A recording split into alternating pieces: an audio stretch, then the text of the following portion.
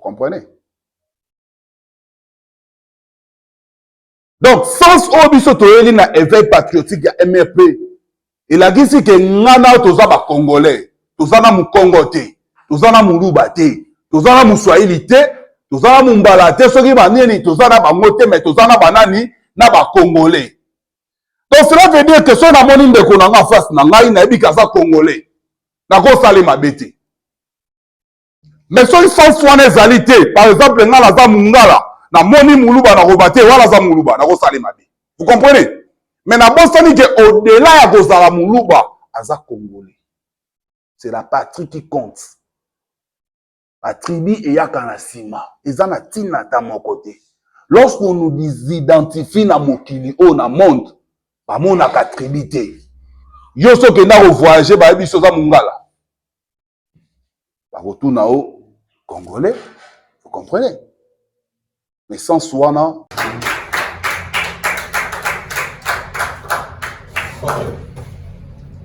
na niveau ya présidence na biso tozana moto alandaka nga directement, la personne qui me soutient dans tout ce qu'on est en train de faire, on ensemble avec lui. Et c'est le vice-président Armida qui est avec moi.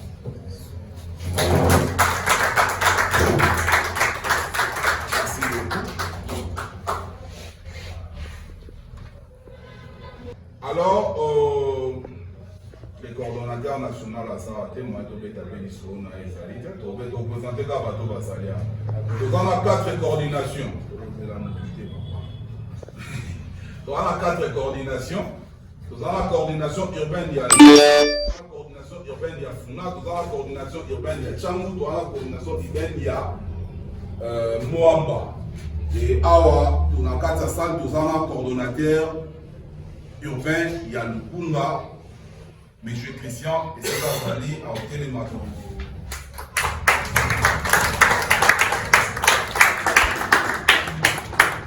Donc les coordonnateurs urbains à Lukunga, à Tanabiso Awa, M. Christian, Moutoumoko, Aza vraiment na.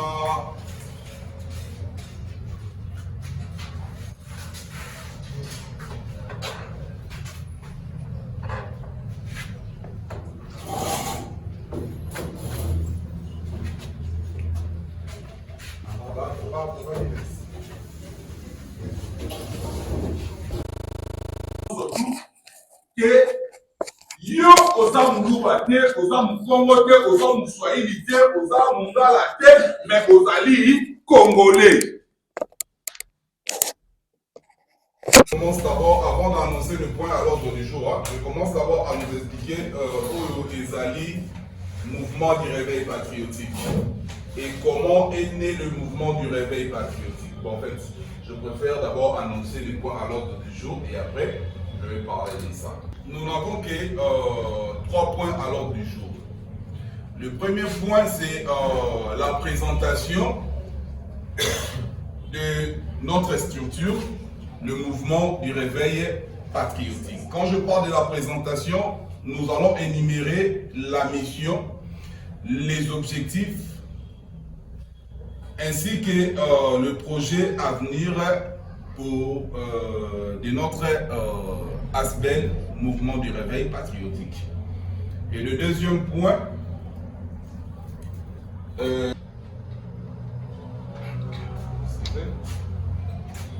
je parlais de la présentation. Ok. Le deuxième point, ça concerne l'organisation. Le troisième point, ça sera les divers. Les divers, et on aura le temps pour échanger avec nous. Nous allons prendre les différentes préoccupations. Il y a Baïki Otozana Bamo Awa pour échanger et Longo. D'abord, je nous remercie encore une fois de plus. On ne pouvait pas attendre parce que nous essayons Kenda qui déjà. Ce doit c'est la maman Moutounios après la Tobanda, peut-être 17h. Et il n'a qu'à permettre de sauter et nous nous sommes dit de commencer. Comme c'était prévu au Bandama à 14h, on a commencé largement en retard, vraiment en retard. Et ce n'est pas vraiment un bon signe, ce qui est vrai. Ce n'est pas vraiment un bon signe. C'est quoi le MRP et pourquoi les MRP? Pourquoi aujourd'hui nous voulons parler d'un mouvement du réveil patriotique? En fait, ce mouvement est né à partir d'un constat. Ouais. Tout tambola qui n'a pas été en politique. Je commençais depuis longtemps la politique. J'ai accompagné le président de la République en 2018. Et moi-même, j'ai été candidat en 2023. Alors, tout tambolina baïki à politique.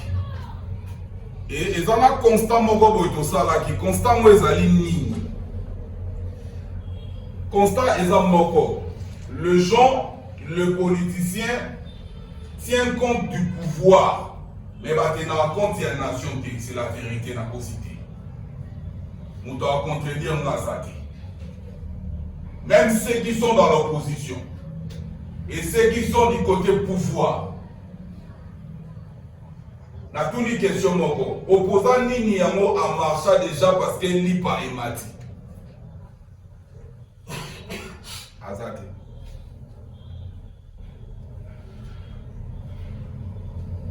Mais pour la Félix dégage. Azebele. Vous comprenez? Nous sommes partis de ces constats-là. Parce qu'aujourd'hui, la jeunesse,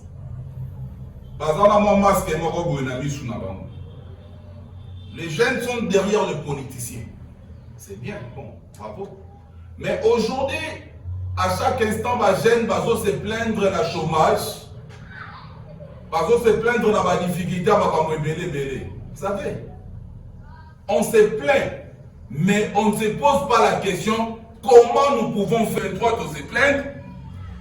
Donc, les titres comme en 2026, donc, en 2030. Parce qu'on ne se pose jamais la question comment faire pour sortir. Toute la jeunesse autoticali passif. Toute la jeunesse active. Toute la jeunesse oyo toze la rabasa le la biso. Toute la jeunesse oyo tozo kima nasima ba politicien.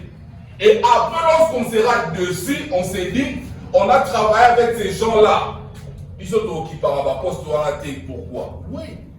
Parce qu'au travail qui n'a tu avais bénéficié d'un bon appel. Il y a des acquis du, il y a Moussala au Salaki. Moi, de fois, je ne donne pas tort aux politiciens. Surtout aux députés. Dans la monde, il y a la campagne. Après, Kimi n'a pas mon appel, ça va mon tort. Tu n'as pas été là, bien. Parce que c'était venu acheter le voix, vrai ou faux. Tout le monde a vérité bisous. Ils étaient venus acheter le foie. Et puis ils sont peut-être tekelaki bango yango. Parce que ceux qui réunion au balobité a na souba va payer ça 10 000. De na tout ça retourne dans la salle. Je ne mens pas, je dis ce qui est vrai. Et on reste ignorant. Et on va mourir dans notre ignorance. Dans la vie. Nous voulons rester passifs. Or, aucun pays dans ce monde est là pour développer sans prise de conscience de la jeunesse. France est développée parce qu'il y avait Jeanne Mokwazara qui va dans combat Jeanne d'Arc, Azara qui est révolutionnaire, et l'autre la France, la France. Alors, la jeunesse il faut moins les soutenir. Nous allons rester à l'étape pour nous tous les années. Et tous alabats, tous subir toujours. Nous ne serons pas sur la table des décideurs. On va décider à notre place. Et moi, je vais changer de vous arrêter. Alors, à partir, il y a constant. Vous comprenez? Donc, sans obisoto na éveil patriotique ya MRP, il a dit que ngana toza ba congolais parce que balingaka toujours bisoto la naka bango na sima. Bisoto benga bango ba grand prêtre. Biso journée to comme ba grand prêtre. Bisoto bete la bango maboko. Biso journée bango ba robete la biso maboko. Dans la carte il y a un mouvement du réveil patriotique aux écoles, école. Dans l'école on est divisé, dans la maternelle, dans la primaire, dans la secondaire, dans la université. Dans ce rôle un mouvement du réveil patriotique au légal beta pour nous. Le colo pas dans le rôle na jouaka, le boko pas dans le rôle na jouaka. Ce qui lui soit le bien c'est important ma casse, le boko le bien relais ça on lui sous-souté au kufa, faux. C'est vrai. Et maintenant, quand nous disons que nous défendons l'unité nationale, pourquoi? Parce qu'il y a des gens qui sont prêts pour la balkanisation. Ils croient que ceux de quatre côtés te revivre bien. Pour revivre bien, Congo tozala malamu parce que tozali kakande tozali liboke bongo. Et les jours où barokata Congo, eza lokola bakati mutu bakati ba membre na ye. Ozomo eza lokola corps humain eza un tout. Soki bakati loboko. Moyen mutu ali ali lisusu boye kozala te, à revivre toujours avec beaucoup plus de difficultés. Très important. Raison pour laquelle nous devons défendre toujours un mobilisateur à vie.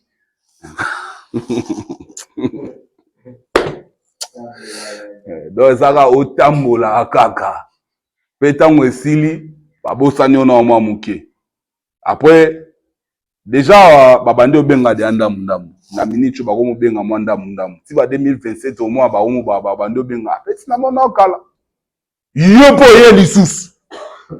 Babeso-moi 500. Ok, Pélissus.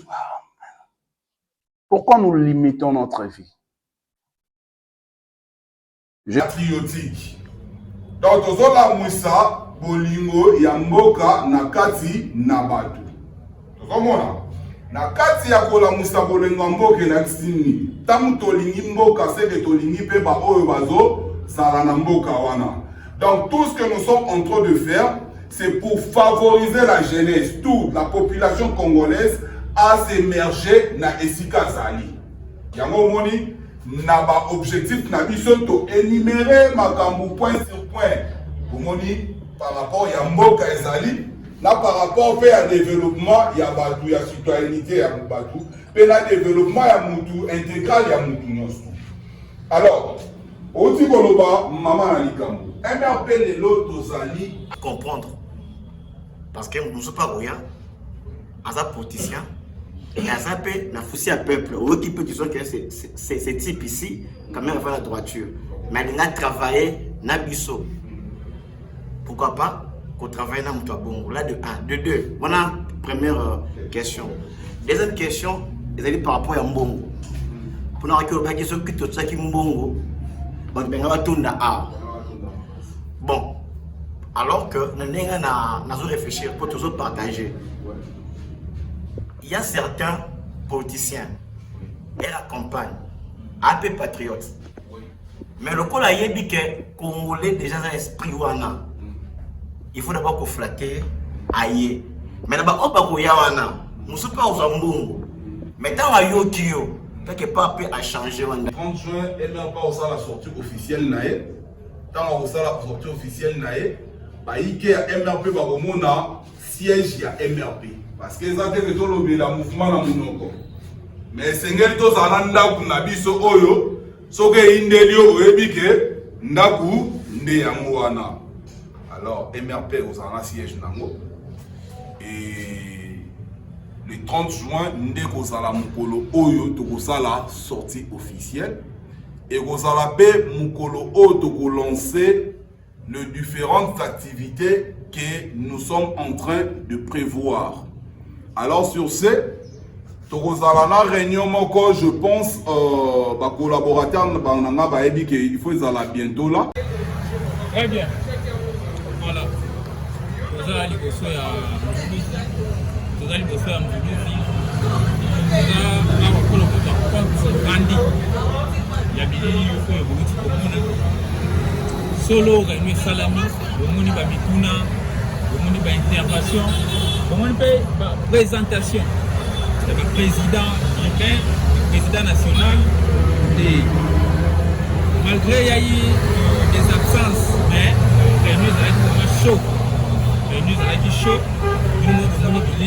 tokoma na étape oyo ya émission na yango président moko nde akopesa biso compte rendu ya réunion eleki ndenge nini se sent comment kosangisa bato kopesa mpe idéologie kopesa cour ndenge tomoni apesi cour na lopoto apesi cour na lingala alekaki mpe na interrogatoire oyo tolobi bamituna oyo eyaki wana mpe à défendre, il s'est défendu et voilà.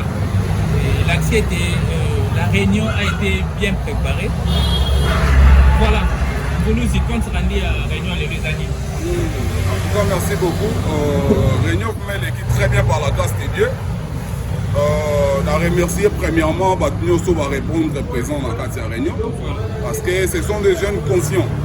On a eu conscience, on a eu éveil patriotique. Parce que tant que l'on a éveil patriotique, total la nation, total la mboka, total la poste, total la batouté, mais total mboka, on a futur na bisonios, on a héritage na bisonios. On les gars qui très bien vraiment. Représentant na biso na niveau nyonso azalaki elongo na biso vraiment tozalaki na bango elongo elekaki bien tokommunikaki vision ya mouvement du réveil patriotique tokommunikaki objectif na biso et puis tokommunikaki plan d'action par rapport ya activité oyo tozo prévoir to lancer na mikolo zoya quelques sensibilisations il y a sur le patriotisme parce que nous devons sensibiliser sur le patriotisme. Nous tomons dans la mboka oyo batu ba marché te likolo ya bozangi bolingo ya mboka. Tout le monde a batu bazo marché pour na ba dégager mutu na pouvoir, bazo marché pour na pouvoir. Mais bazo marché te pour na mboka. Biso toko sala ba sensibilisation par rapport ya patriotisme. Donc sensibilisation pour na mboka pour na écolo. Donc na yango vraiment émission nini réunion na biso ma et les gars qui vraiment malamu makasi. Très bien. Moni le sujet pouvoir promouvoir l'entrepreneuriat. Au niveau promouvoir l'entrepreneuriat na ndenge ni kuno pesa notion ya patriotisme kuna entrepreneuriat kuna lisusu na moni ozolobela salubrité d'érosion banini kuna susu tomoni ba formation elingo banda toujours na cadre ya mouvement na biso ya ASBL na biso plutôt et bloc on a mis ok, toujours la promotion non ya patriotisme les campagnes de sensibilisation sur le patriotisme na yango tango zolobe la patriotisme na kati ya patriotisme tozana ba patriote eza bayike ezali population alors na yango pe esengeli pe bolamu esalema mpona population na biso ozomona na yango biso tomesana kofanda na bayike oyo bafandaka na basuka yo yebinga nafandaka na bayike oyo bazalaka na basuka mai bisika oyo ebele bakomaka ntango ya campagne na biso tozalaka na bango na yango tolobi faut pe to lancer entrepreneuriat. Avant de lancer l'entrepreneuriat, il faut lancer séance à formation. Parce que la personne doit se former avant de na oetali entrepreneuriat. Donc c'est un peu en moni ezali bai mai oyo tozo lancer parce que bisonyo surtout tozo bundela nini peuple azala malamu. C'est ça. Ozomona na Congo ezaka makamba gouvernement mais mutuna mutu soka zu responsabilité ya osala quand même quelque chose ainsi qu'azali tozala bisonyo tout malamu. Donc ce n'est pas que pour développer ce pays, il faut seulement être dans la politique, ou soit être gouverneur, ou soit être député, tout consort. Non, c'est ça que les gens pensent dans leur tête. Mais les gens ne savent pas que lorsqu'on est patriote, on peut la peine à développer mboka oyope, au sali oyo na part na yope au soumis population. C'est comme ça. Voilà. L'entrepreneuriat n'est rien d'autre qu'entreprendre. Entreprendre, c'est gérer. Entreprendre, c'est voilà, c'est gérer en fait, c'est business, faire des choses, faire des élevages, l'agriculture, commerce et autres. Et maintenant, quel est votre projet de société et votre stratégie, bien idéologie? Vous allez cibler sur quel point, agricole ou commerce? Voilà, je ne sais pas, vous allez entreprendre sur quoi ou élevage? Le premier point, ciblé du côté beaucoup plus agricole. Parce que vous savez, Congo va te belé la minerie. Raison pour laquelle beaucoup de gens qui sont à l'Est et croient que sans eux, Congo est développé. Vous comprenez? Ils pensent que Congo il faut développer la minerie. Or, nous avons des hectares et des hectares Oyo Tokoki pour développer l'agriculture. Et lié Simbo. Yango Monique, nous sommes en train de penser. Dans le bac parmi la publication, dans la réseau. Congo, pour se développer, il ne faut pas tous ancrer seulement na point où est minéré. Non, il faut développer ba source ébélée, ba source moussousou. Oyo va se retrouver quand même. Donc, et donc au salagé, mutuna mutu a vivre bien et si kazali. Donc, dans le cadre de promouvoir l'entrepreneuriat, tout le monde peut aussi promouvoir l'agriculture et le cannabis. Na yango non? Yango wana. Déjà, devant ma case, vous avez déjà, ils ont fait sa formation. Après ça, une formation, on a besoin de la brevet, on a pas on a moyen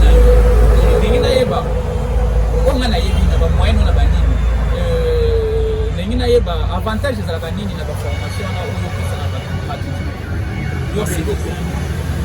auto bénéficiaire nango et ça que mutogoya rolele loté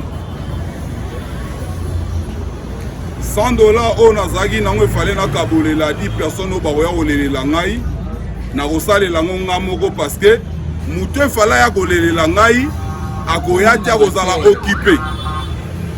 occupé la service et avantage nango eza nini lobiso na ngina salelo kwa munene na koko benga pe mutu wana pa komi partenaire na ngai. Le grand problème avec ces pays c'est quoi? Le politicien balingara toujours la main de la population et za la nase liboko na bango likolo. Or nous sommes venus avec l'idéologie, il y a partenariat avec la population, main dans la main. Somona. Yango mona rake façon nabiso de faire ba te belé ba comprendre yango ti. Ba tu ba internet tozolona na ebisiko toko bukate. Mais to ebi ke tozolona isika ya malamu koleka. Parce que olamu o tozo sala et pour la rater et tozola. Vous comprenez? Donc c'est un peu ça. D'accord. Pour ceux qui nous suivent, vous avez focalisé dans la filière nini, dans la formation. Bon là, tout ça dans auto-école, auto-école, esthétique et coiffure. Tout ça dans la menuiserie. Menuiserie, tout ça, les sous na coupe couture. Biloko to banana ngona nous. Yangwana tout ça ben formation savonnerie. Savonnerie. Il y a savonnerie pour na ça ba savon, ba nini, biloko banana. OK. On a coché na moni lisusu tokuti ko solola na kati ya salle kuna na matali isika local oyo bureau et konsala avant sortie officielle le 30 juin. Voilà. Et na évité adresse repose à la dévoiler des surprises. C'est wana secret. Wana secret to dévoiler les bino yo za biso. C'est ça. Vous avez biso mikolo na mikolo. To dévoiler siège bientôt là. Et bâtiment sous baïge baboyeba. Nabolandi bino na kati nayokaki ke bureau pe kozala kaka wana ba local pe à formation kozala kaka. Effectivement. Wana déjà c'est une bonne chose de ma part déjà na félicité. Merci. Félicitations.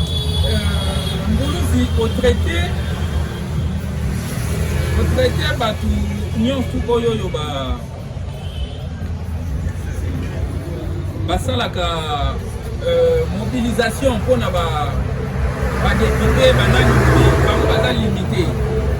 baza limité ba bisika mazumate pop na bango makasi titre na bango ya makasi ezaka ba mobilisateur akosite. Voilà. Na lobi vérité. Tangelanga kombo ya mobilisateur ni yango mona na quartier na bino tangu mutu ana zui pouvoir ki ata na cabinet na ye. Vraiment. Na ye pa na yo mbuluzi. Bandi politique kala. Donc, na batango nyonso oyo ozali pa bato ozali ka mobilisateur. Ok, merci beaucoup. On a na tango nazaki pa bato ezali te ke nazalaki kaka mobilisateur, mais na tango oyo nazalaki pa bato naokipaki baposte ebele, mais napesaki kaka juste exemple. Ozomona exemple wana nazopesa mpona nini?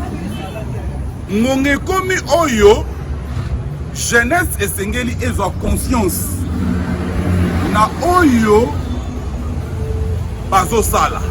Ozomona ngonga ekomi oyo biso ba jeune il faut totombola mboka oyo. Ngonga eza lisusu ya kolanda politicien na nsima te. Vous comprenez? Mais ngonga ekomi nini tolakisa ce que nous sommes capables de faire. Vous voyez aujourd'hui tozodinda kika sezodinda, non? Il y a tant de jeunes qui ont de propositions. Il y a Malam Mukuna. Mais aujourd'hui tozomona ba spectacle. Spectacle tozokutana lelo oyo bozwa exemple par exemple que lelo tomoni ba brigade babimi.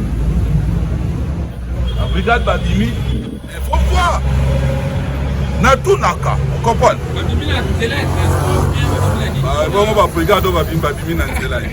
Bazola ta rouge na un mobile. Rouge symbole à makila. Mais est-ce que tu as la bavure? Je me pose la question. Quand on forme le gens, est-ce qu'on appelle ça rabango éthique? Parce que lorsque vous êtes des agents formés, il faut éthiquer ça là. Comment vous allez travailler sur le terrain? Est-ce que éthique est allée par rapport à ce que nous sommes en train de voir? De pas vivre au monde. Nous devons voir un terrain. À éviter que vignette aux ezali et ça basomba à 2025 à éviter. Vous comprenez? Nous sommes si à Moussala ou ça nous prouve que ce ne sont pas des gens vraiment mieux placés pour ne pas ça la Moussala bazosala bazomettre. Donc on nous prouve que ce sont des gens c'est un peu ça. Basali ka moi massage massif pour na kotia moi masse na nzela. Voilà, pour na ko intimider population. Tozonga ki na objectif ya parti peu bayo kango. Peu bayo kango ya aspect. Voilà. Mission na biso zali réveil patriotique. Donc, nous avons éveillé sans ce patriotisme et si nous avons promouvoir l'unité nationale. Nous avons promouvoir la cohésion nationale. Nous sommes contre le tribalisme. Vous comprenez? Nous sommes là pour entreprendre des actions en faveur de notre pays pour sa stabilité et non pour nous déstabiliser. Nous ne sommes pas pour le pouvoir, mais nous sommes pour la nation. Cela veut dire quoi? Tozana teke pona batu boye bazala koma boye mais tozana pona mboka ne ekoma développer. Merci beaucoup Mbuluzi Tokomi na mission pour na miniti oyo edo mubanaki pona biso kosala mosala et oyo obengela kingai et mutuna na ngai ya suka ezali boye. Pourquoi actuellement vous vous cachez sous les noms de l'ASBEL aussi longtemps? Vous connaissez bien que vous finirez par un parti politique. Dans la vie, il y a toujours un début. Moi, je suis abandonné mbala moko te abandi abandana konduma azokende malembe. Donc MRP alobi alanda processus ya croissance ndenge salemela en tout cas. Nous ne sommes pas pressés et avec le temps et avec la population parce que biso toana peuple sera lobby lelo en tout cas comme parti politique tokoyoka na bisa ko nyonso pesa la base. Donc c'est un peu ça. D'accord. Merci beaucoup pour venir na biso vraiment na suka. Ezali parmi ba ituna na ngai ya suka et na éviter na kati ya salle tomoni ba intervention ya ndenge na ndenge. Président Lobby, la partie ASBEL, vous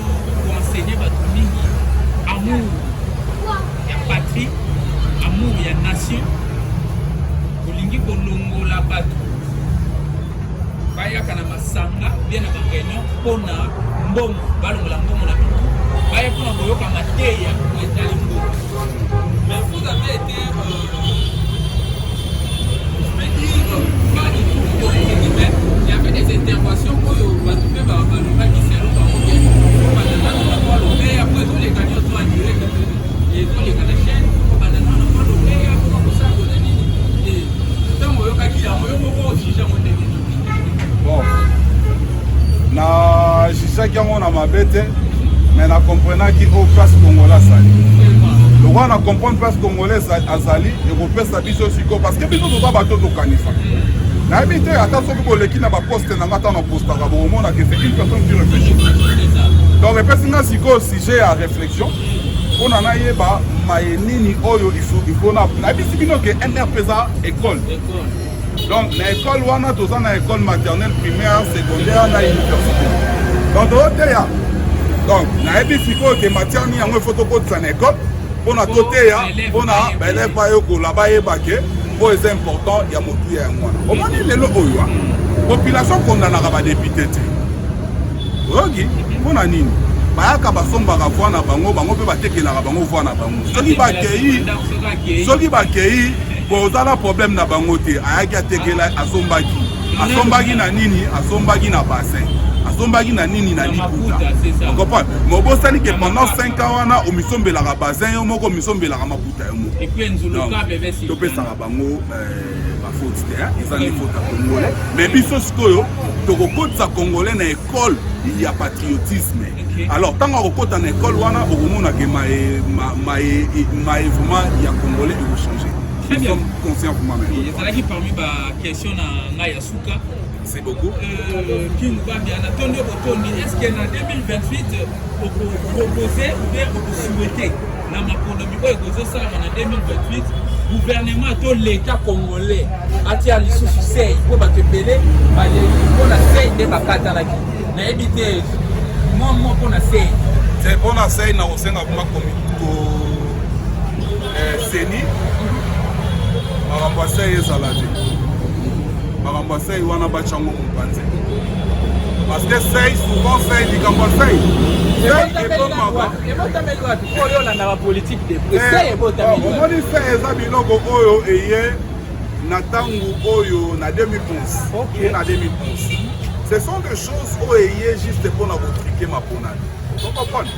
Parce que c'est ils sont aucun système à sei ils ont traduire vraiment volonté de la population.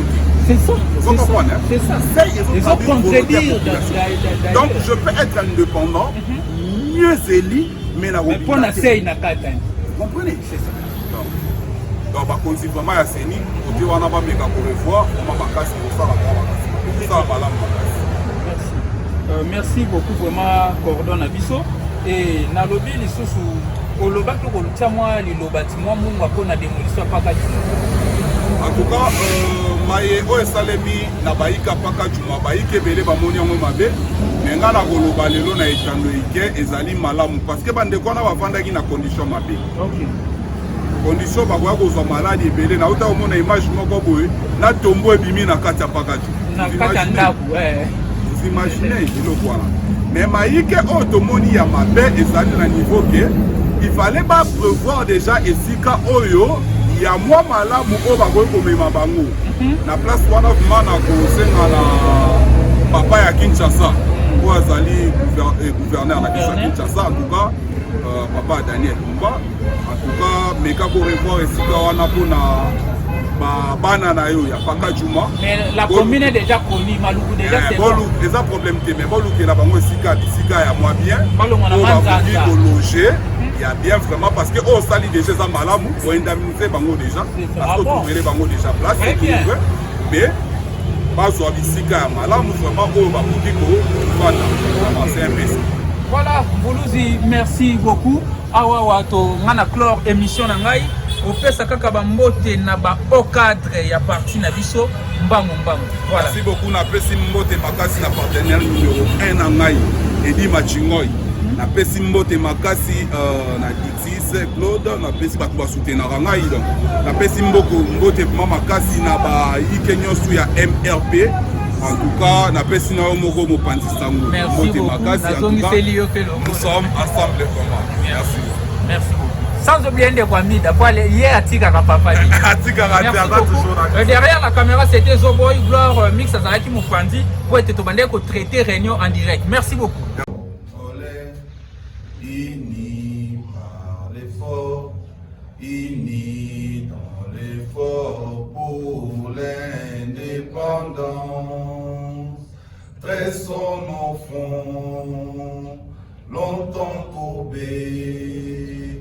Et pour le bon, prenons les pipes et l'élan, dans la paix au peuple ardent. Par les labeurs, nous bâtirons un pays plus beau qu'avant, dans la paix citoyenne. Entonner l'hymne sacré de notre solidarité, fièrement